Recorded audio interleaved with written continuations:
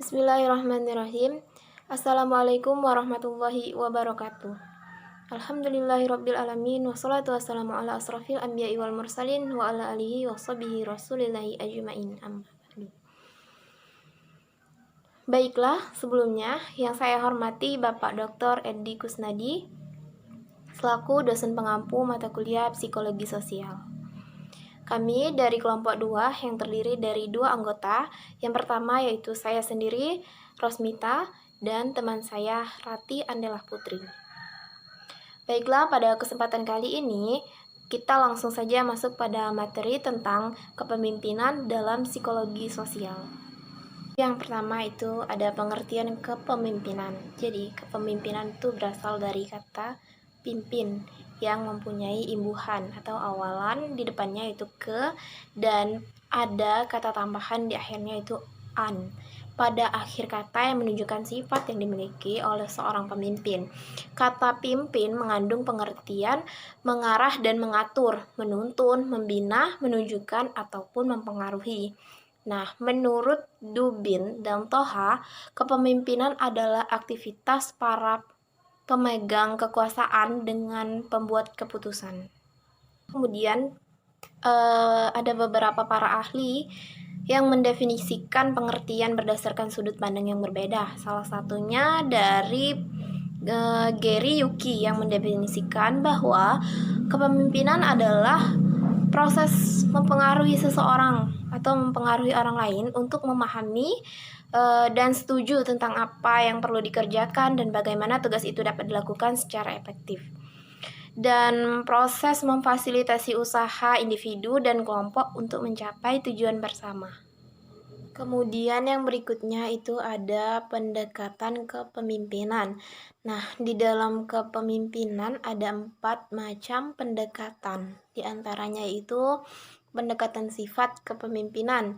Nah, di dalam pendekatan sifat ini membahas tentang sifat-sifat yang perlu dimiliki oleh seorang pemimpin, yaitu sifat yang dapat membedakan dirinya sebagai seorang pemimpin dengan sifat orang yang bukan pemimpin. Kemudian, pendekatan yang berikutnya yaitu pendekatan gaya kepemimpinan.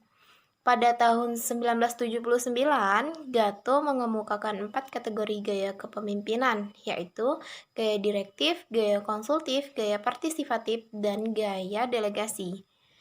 Dan gaya yang berikutnya yaitu gaya situasional kepemimpinan. Nah, berdasarkan teori ini, situasi kepemimpinan digolongkan menjadi 3 dimensi, yaitu hubungan pemimpin dengan anggota, struktur tugas, dan posisi kekuasaan. Kemudian yang selanjutnya itu ada gaya fungsional atau pendekatan fungsional. Nah, menurut pandang seorang pelopor pendekatan fungsional yaitu Raymond Cattell, beliau berasumsi bahwa suatu perilaku yang dapat dianggap sebagai kepemimpinan tidak peduli siapa yang menampilkan perilaku tersebut.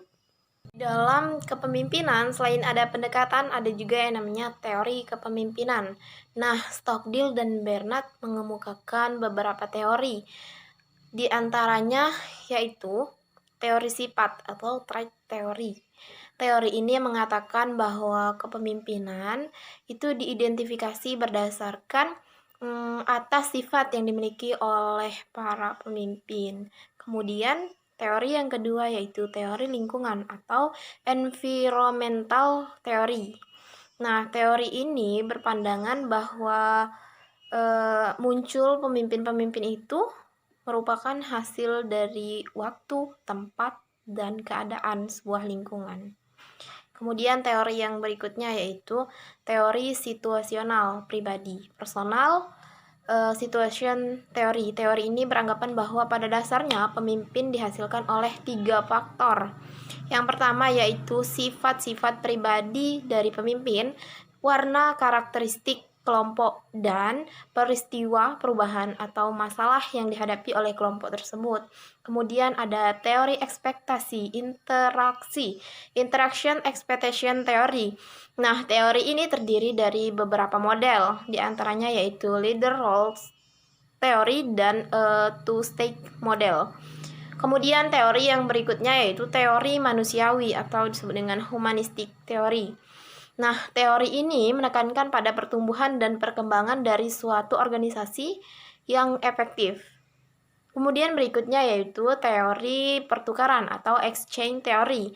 Nah, teori ini beranggapan bahwa sebenarnya interaksi sosial merupakan suatu bentuk pertukaran yang anggota-anggota kelompoknya memberi dan menerima kontribusi secara sukarela dan cuma-cuma. Sederhananya, pada teori ini, setiap anggota kelompok itu saling memberi pendapat, bertukar pendapat gitu secara sukarela dan cuma-cuma. Baiklah, materi berikutnya akan disampaikan oleh teman saya yaitu Ratih Andela Putri. Baiklah, di sini saya akan melanjutkan pemaparan materi dari makalah kami yaitu kelompok 2. Di sini saya akan menjelaskan bagian D yaitu kriteria, karakteristik, kompetensi, peran dan fungsi kepemimpinan. Yang pertama yaitu kriteria kepemimpinan. Kriteria kepemimpinan Islami menurut Didin Hafiduddin dalam buku Manajemen Syariah dalam Praktik mengatakan ada beberapa kriteria pemimpin sukses dalam organisasi. Yang pertama yaitu ketika seorang pemimpin dicintai oleh bawahannya, organisasi yang dipimpinnya akan berjalan dengan baik. Dan kriteria kedua adalah pemimpin yang mampu menampung aspirasi bawahannya. Dan yang ketiga yaitu pemimpin yang selalu bermusyawarah. Selanjutnya, karakteristik kepemimpinan.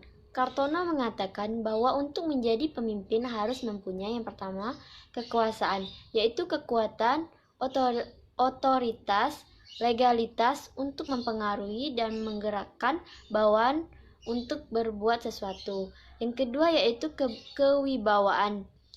Kewibawaan yaitu kelebihan, keunggulan, keutamaan sehingga mampu mengatur orang lain untuk patuh pada pemimpin dan bersedia melakukan perbuatan-perbuatan tertentu. Dan yang ketiga, kemampuan, yaitu segala daya, kesanggupan, kekuatan, dan kecakapan, keterampilan teknis ataupun sosial yang dianggap melebihi kemampuan anggota yang lain. Selain itu, menurut Atmaja, ada 5 karakter kepemimpinan yang kemudian dikelompokkan menjadi 3 tingkatan sebagai berikut. Yang pertama, dimensi spiritual terdiri dari selfless atau of excellence atau sikap mental untuk mencapai hasil yang baik. Selanjutnya adalah kompetensi kepemimpinan. Secara umum, kompetensi kepemimpinan mengacu pada kemampuan untuk melakukan tugas-tugas tertentu. Selanjutnya masuk ke dalam peran kepemimpinan. Menurut Burnanus yang dikutip Lembaga Pendidikan dan Pengembangan Manajemen Jakarta, seorang pemimpin diharapkan dapat berperan sebagai berikut. 1. Pemberi arahan, 2. Agen perubahan, 3. Pembicara, dan yang terakhir adalah pembina. Selanjutnya masuk ke dalam fungsi kepemimpinan. Menurut Usman Effendi, fungsi kepemimpinan ialah memandu, menuntun, membimbing, membangun, memberi motivasi kerja, mengarahkan organisasi, menjalin jaringan komunikasi yang baik, memberi pengawasan yang efisien, dan membawa para pengikutnya kepada sasaran yang ingin dicapai sesuai dengan target dan perencanaan. Selanjutnya masuk ke dalam bagian perilaku dan implikasi kepemimpinan. Orientasi kepemimpinan tersebut dapat disebut dimensi kepemimpinan atau leadership dimension. Perilaku yang berorientasi pada tugas yaitu kepemimpinan yang lebih menaruh perhatian pada perilaku pemimpin yang mengarah pada penyusunan rencana kerja, penetapan pola organisasi, adanya saluran organisasi, saluran komunikasi, metode kerja, dan prosedur pencapaian tujuan yang jelas. Kepemimpinan memiliki beberapa implikasi yaitu antara lain kepemimpinan berarti melibatkan orang atau pihak lain, yaitu para karyawan atau bawahan. Seorang pemimpin yang efektif adalah seorang yang dengan kekuasaannya mampu menggugah pengikutnya untuk mencapai kinerja yang memuaskan. Dan yang C, kepemimpinan harus memiliki kejujuran terhadap diri sendiri, sikap bertanggung jawab yang tulus, pengetahuan, keberanian bertindak dengan keyakinan, kepercayaan pada diri sendiri dan orang lain, dan mampu untuk meyakinkan orang lain dalam membangun organisasi. Selanjutnya adalah paradigma kepemimpinan. Paradigma adalah cara pandang orang terhadap diri dan lingkungan yang akan mempengaruhinya dalam berpikir, bersikap, dan bertingkah laku. Seorang pemimpin yang memiliki paradigma lama di era disrupsi kemungkinan besar akan gagal, karena paradigma lama sudah tidak relevan dengan masa sekarang. Seorang pemimpin harus menggunakan paradigma yang baru dalam kepemimpinannya. Di era disrupsi ini, seorang pemimpin harus ramah, merangkul pengikutnya, dan ikut serta bekerja sama dengan bawahannya, sehingga dapat menciptakan lingkungan kerja yang baik dan tetap bisa berinovasi, berkreasi, dan beradaptasi di era disrupsi ini. Baiklah, hanya itu yang dapat kami sampaikan. Saya Rati Andala Putri dan teman saya Rosmita. Mohon undur diri dan mohon maaf atas penyebutan kata atau tindakan perilaku kami. Sekian dan terima kasih. Saya akhiri. Wassalamualaikum warahmatullahi wabarakatuh.